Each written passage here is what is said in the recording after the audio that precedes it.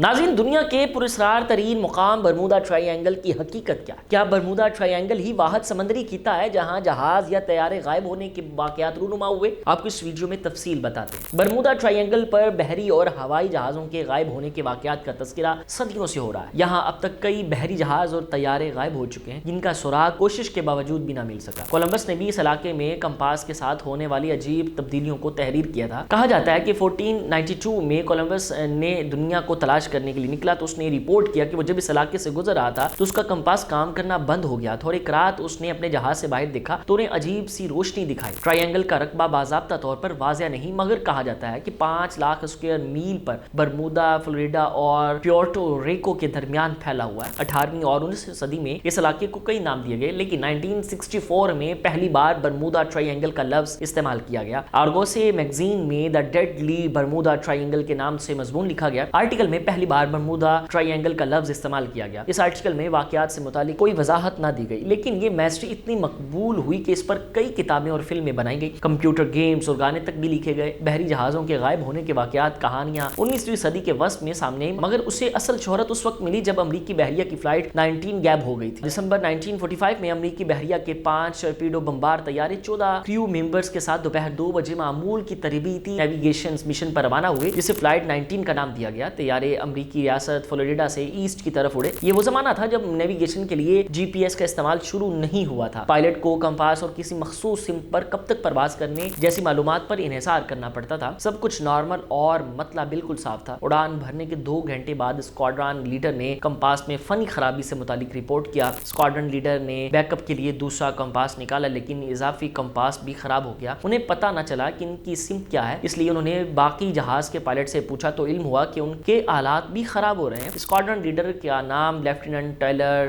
Charles Karl تھا۔ Compass میں خرابی کے بعد ریڈیو ٹرانسمیشن سے تذبذب پر مبنی پیغامات سننے کو ملے۔ موسم آہستہ آہستہ خراب ہونے لگا۔ شام کو 4:56 پر اسکواڈرن لیڈر کو محسوس ہوا کہ جہاز گولف آف میکسیکو کے اوپر پہنچ چکا ہے۔ انہوں نے باقی طیاروں کے پائلٹ کو ایسٹ کی طرف اڑان بھرنے کا حکم دیا، لیکن کریو ممبر کا خیال تھا کہ ہم پہلے ہی ایسٹ میں ہیں اور ہمیں واپس جانے کے لیے ویسٹ کی طرف جانا چاہیے۔ پائلٹ پریشانی میں ایک سے دوسری جانب پرواز کر رہے تھے۔ کہتے ہیں کہ سمندر اچانک بھر گیا اور دن کی روشنی رات کی تاریکی میں بدل گئی۔ یہ بھی کہا جاتا ہے کہ سورج غروب ہو گیا تھا اور رات کی سیاہی پھیلنے لگی۔ اس وقت طیارے فلوریڈا کی ایسٹ سے 370 کلومیٹر دور تھے۔ 7:04 پر ٹیلر کی طرف سے آخری ریڈیو ٹرانسمیشن پیغام ملا، جس کے بعد طیارے ہمیشہ کے لیے غائب ہو گئے۔ آج بھی ان جہازوں کے بارے میں کسی کو کچھ نہیں معلوم، طیارے کہاں گئے اور ان کے ساتھ کیا ہوا۔ فلائٹ 19 کے تلاش کے لیے سرچ آپریشن ریسکیو مرینا ایئر کرافٹ نے 13 کریو ممبرز کے ساتھ اڑان بھری، لیکن یہ طیارہ بھی غائب ہو گیا۔ فلائٹ 19 کے 14 افراد اور مرینا کے 13 کریو ممبرز بھی غائب ہو گئے تھے۔ دونوں طیاروں کی تلاش کرنے کے لیے اس وقت کا سب سے بڑا air and sea search operation شروع کیا گیا، لیکن طیاروں کا کوئی سراغ نہ مل سکا۔ کسی کریو ممبرز کی لاش ملی اور نہ ہی ایئر کرافٹ کا کوئی حصہ ملا۔ یہ وہی مقام تھا جسے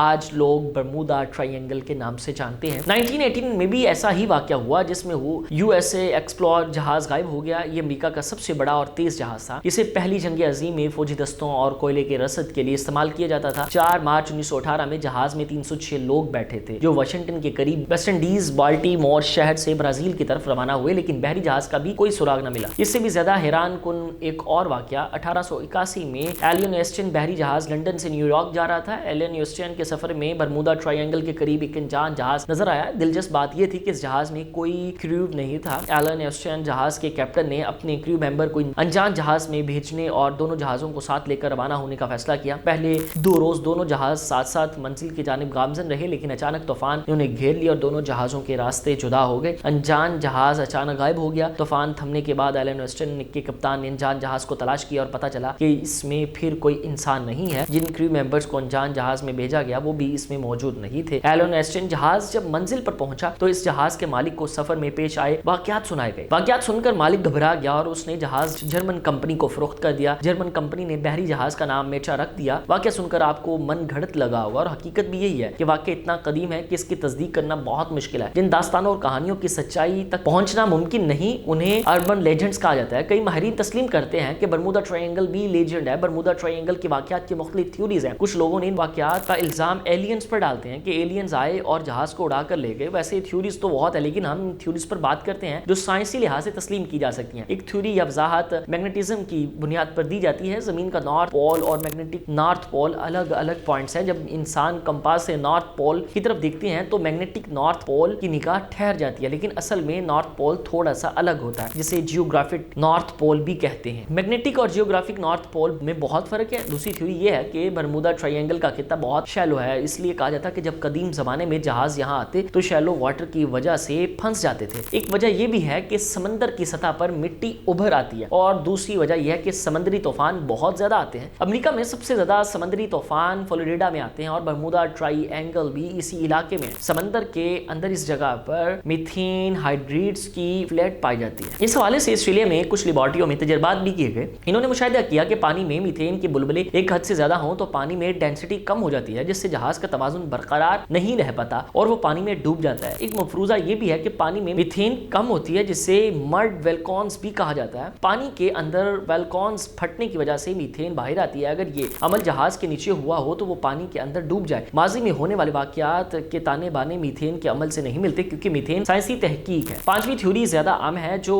انسانی نفسیات سے تعلق رکھتی ہے. اسے فریکوینسی یا بیئرڈر مینوف ایفیکٹ ایلیجنس کہا جاتا ہے. دونوں چیزیں انسانی نفسیات پر اثر انداز ہوتی ہیں. انسانی فطرت یا نفسیات جن چیزوں کو لوگ نوٹس کرنے لگتے ہیں وہ چیزیں ارد گرد زیادہ ہونے لگتی ہیں. یہی چیز برمودا ٹرائی اینگل سے متعلق بھی ہے. حقیقت میں برمودا ٹرائی اینگل میں کئی جہاز غائب ہوئے, لیکن ایسے واقعات کچھ اور سمندری خطے پر بھی ہوئے جہاں ایئر کرافٹ اور شپ غائب ہوئے تھے.